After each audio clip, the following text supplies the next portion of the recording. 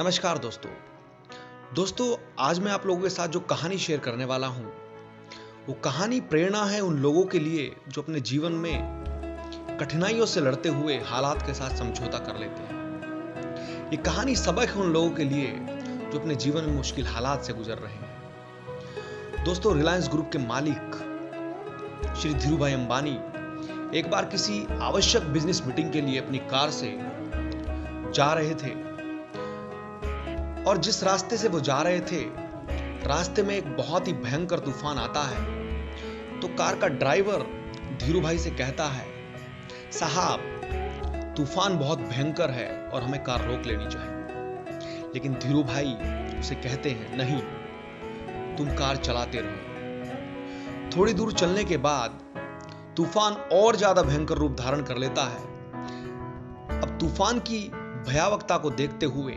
Car का driver भयभीत हो जाता है और धीरूभाई से कहता है, साहब तूफान बहुत भयंकर है, कोई दुर्घटना हो सकती है, हमें कार रोक लेनी चाहिए। लेकिन धीरूभाई कहते हैं, नहीं, तुम कार को चलाते रहो।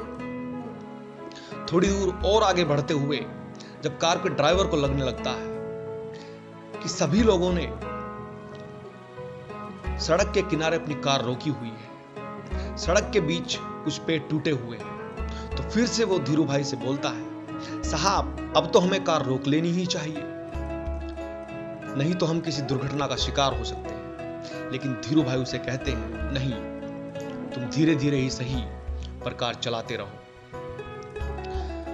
अब कार के ड्राइवर को सब कुछ स्पष्ट दिखने लगता है और वो उस तूफान से बाहर आ जाता है।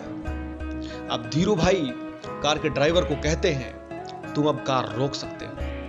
तो कार का ड्राइवर धीरूभाई से पूछता है कि साहब अब क्यों, अब तो हम तूफान से बाहर आ गए। धीरूभाई कहते हैं, अब तुम सब कुछ साफ देख सकते हो, तुम कार से बाहर आ सकते हो और देख सकते हो जिन लोगों ने तूफान की वजह से अपनी कार को सड़क के किनारे रोक लिया था, जो रुक गए थे वो अभी भी वहीं रुके हुए हैं, वो तूफान अभी भी उनकी जिंदगी में है।